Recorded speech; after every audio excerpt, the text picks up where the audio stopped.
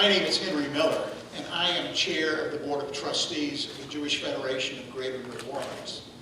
And I have to my left Arnie Fielkow, who, as you know, recently returned to our community. And one of the things that Arnie is very passionate about, and he made it very clear before his return, is that we need better relationships with our entire community. We need the traditional Jewish African-American relationship that goes back to the civil rights movement. And Arnie, I want to thank you for all the programming that you developed, and I'm going to turn it over to you to talk about things that you've done in our community. Thank you so much. Thank you, Henry. First of all, I'm so excited to be here at St. Augustine. The only thing is I heard that music. Now, Emily knows this. I'm a Northwestern grad, and we just lost the Big Ten title to Ohio State 2 weeks ago. But you know what? We're still purple, okay? So we're in the right place. I just want to acknowledge a couple people. First of all, our council president, Jason. Well, thank you so much for being here. I don't know if we have any other elected officials. If we do, no. Also, Bobby Guerin. Bobby is the new president of the Jewish Endowment Foundation, and Sandy Levy, who is the current head of the Jewish Endowment. Some of our board members, I see David Radlauer in the back, and other distinguished guests. So thank you all for being here. This is a special day. You know, one of the things that the Jewish Federation is very proud of is that we've been around 105 years. And over the course of that history, we've done a lot of great things in the community, both for the Jewish community and for the community at large. But I think one of the things that we wanted to do is to make sure that we got out there a little bit more and told that story. We support a number of organizations. Our 4 major organizations, we call them constituent agencies, they actually serve a majority non-Jewish population. And they serve a community that has great needs to it as well. So we're very proud of the money that we raise and the programs that we put in place. But one of the most special programs that we are starting on and launched already this year, and this is a continuation of, is the relationship between the Jewish and the African American communities, both locally and elsewhere. You know, our communities have a lot in common. I think all of us are a little bit older. We go back to the 60s, and we're familiar with the civil rights movement and all of the things that happened. And the Jewish community was very much a part of the civil rights movement, marching with Dr. King, arm in arm, and supporting many, many things from the Voters' Rights Act, and many other initiatives. But over the years, I think if we were honest about it, our communities have somewhat fractured. And they've split in many ways for different reasons. And it's important for us to bring the communities back, not only to educate our youth about the history of our communities, but to talk about ways today that we can work together. And I think that brings us to something that certainly brought us together in a way that we would rather not be together just recently. And that is what happened in Pittsburgh with the shootings and what happened with Charleston a few years ago. I said this last night in a presentation at the Human Relations Commission. Hate is hate. It doesn't matter where it comes from or who it's directed, but when it happens, it needs to be fought. And people need to stand up and make sure it doesn't happen. The people that don't like us don't discriminate. And we saw that with the mass murder in both cities. We can do so much together, and I believe this is the beginning of that type of partnership. We have 4 ongoing things within the partnership of Jewish African American that are happening right now or soon to be in next year. First of all, this tremendous scholarship that we're really proud of, and this is just the first year of a perennial scholarship that will be offered to St. Aug students. That we're, again, couldn't be more excited about. And the essays that were written, when I heard that 80 essays came from students in a little over 2 weeks, because this was put together relatively quickly, That is just tremendous, and it speaks really to the strength of the St. Aug student body that they would do that. We also have a monthly program on WBOK Radio that explores in a very honest way the relationship between our communities. Just a few weeks ago, we took a civil rights trip with nearly 100 students to Selma and to Birmingham, Jewish and African American, and together they explored the civil rights era.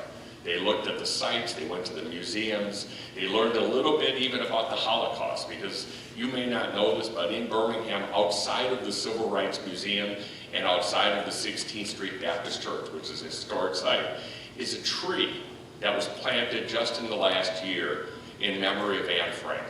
And it allowed the students to learn about the Holocaust and what Anne Frank went through in Holland during the Holocaust. And then finally, next year, we will be launching a really exciting project with partnership with Xavier and Dillard and Suno. We will be bringing a speaker series to all of the HBCUs, exploring a topic of interest between the Jewish and the African American communities.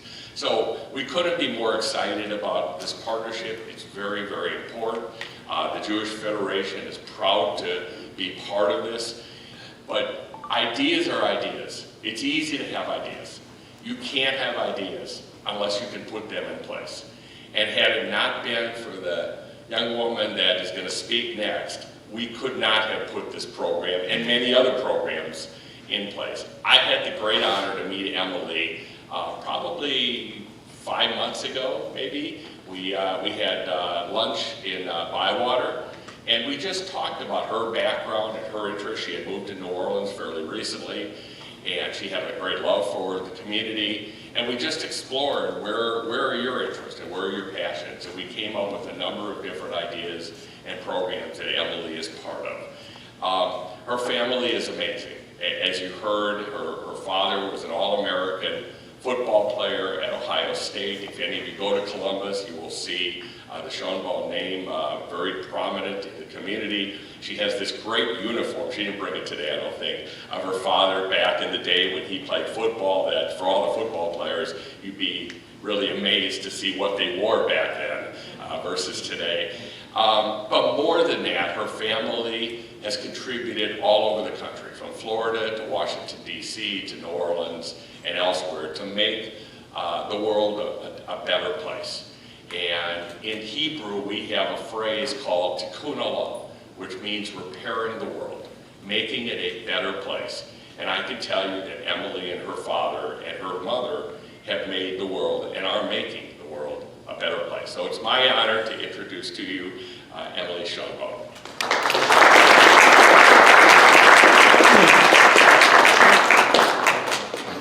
Good morning. Thank you, Arnie, for the introduction and for setting up the program as well. I think it's really vital to connect. Does this sound all right? Yeah. Sounds weird when you do it. I think it's really vital to connect all people, right? Like, it doesn't matter what color we are or our age, right? Everybody is here for the right reason, right? We're all here to be good people, right? And we all have a mission. When my dad was young, he grew up in Petersburg, Virginia, which was, okay, it was a long, long time ago for those of you who are younger. He was bullied. Anybody here been bullied? No bullied? No? Just one bully? Really?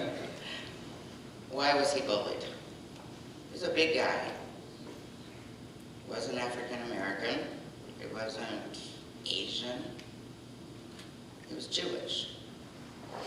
What does that mean? He wasn't coming out of a synagogue. He wasn't practicing his worship in a synagogue.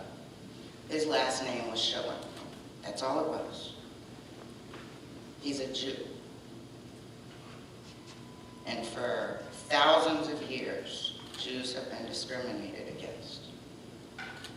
We've been pushed all over Europe. All of our things have been taken.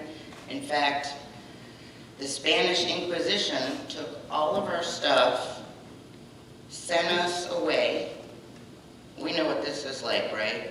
The Middle Passage. You've read about the Middle Passage? We've been in many Middle Passages because we are an ethnicity. We are not a religion. We're a group of people, and they don't like us.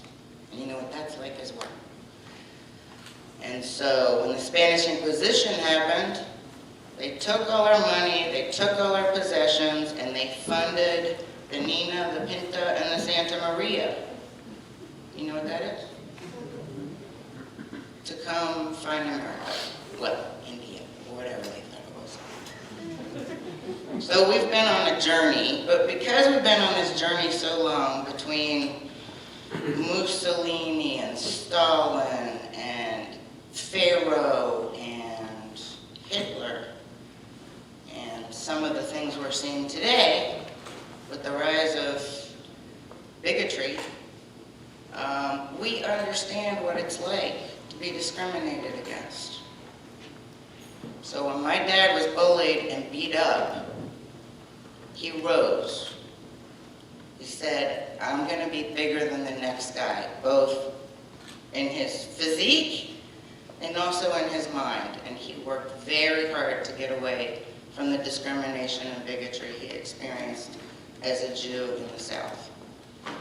So I want you to understand that even though I appear, by all practical purposes, very pink, or white, or whatever you want to call me, that we have all experienced this kind of discrimination. So we, as a community in general, are very compassionate towards minorities' plight. All kinds of minorities. So in that effort, I am reaching out an olive branch to the community to try and bridge the gap that has been created between our communities. I don't know if many of you have probably never even met a Jewish person before. You can touch me later. But we want to know your community and we want you to know ours. And there's not that much of a difference between us, right? And that's what many of the essays I read were about. We all have a beating heart. We all want to be good people. We all want to pursue our goals and our dreams. And with that in mind, I've established the scholarship program. I have to say the essays I received were overwhelming. Thank you so much for doing that. Now, are all the award recipients here, the last 8? The 8 essayists that were the finalists? Some are here, some are not. Okay. I enjoyed reading them all, and I think we're just at the precipice of understanding where all this hate and this bigotry is coming from. As a teacher, I have a master's in education. I think education is critical to bridging this gap and reaching out to the community. In that effort, I've bridged my life personally. I just got inducted into a second line, so I'm doing that as well.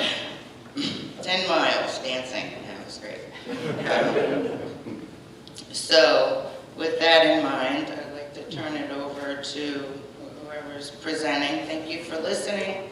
Thank you for your kind words. Keep up the good work, guys.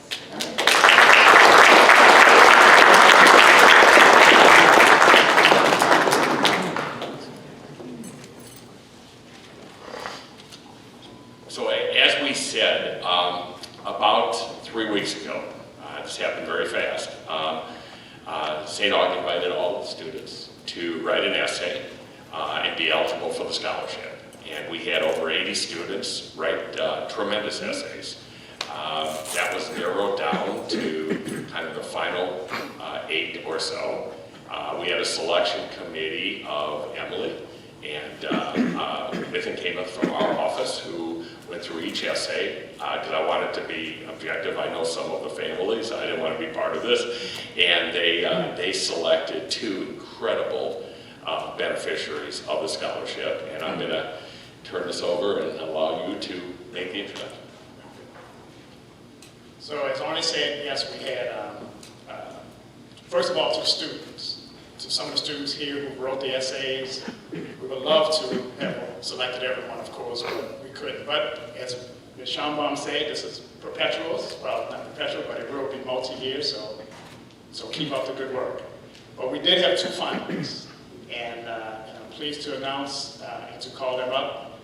Mr. Michael Griffin, who's a 10th grader here at St. Augustine High School.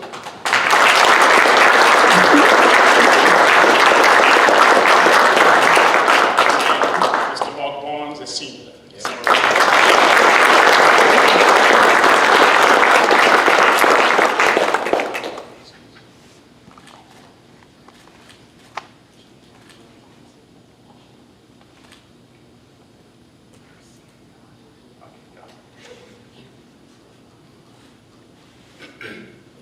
Good morning, everybody. Good morning. Like I said, my name is Mark Barnes, Jr., and I'm a senior here at St. Augustine High School. I wasn't really prepared to say anything, so I won't be up here very long. But I just want to extend my gratitude towards Miss Emily for allowing us and giving us the opportunity to get the scholarship, and also giving us the opportunity to look into the gap and the bridge that we can build between the Jewish and African American communities. Because I can honestly say that before I did this project or this essay, I had never really thought about much about how there's a gap between the African American and the Jewish community. And like, I never had any discrimination or anything like that, but it's just the fact that both of us are communities that are discriminated against, and how we can come together, and how with that, it's very important that we do this, especially in times of crisis. And that's pretty much what we wrote about in our papers, about how it's important for us to come together, especially when we're at our most vulnerable. And so by doing that, and by doing this paper, we were able to get a better viewpoint of both sides of the same story. And it was just a really incredible opportunity, and I thank everyone here for allowing us to have that. Thank you.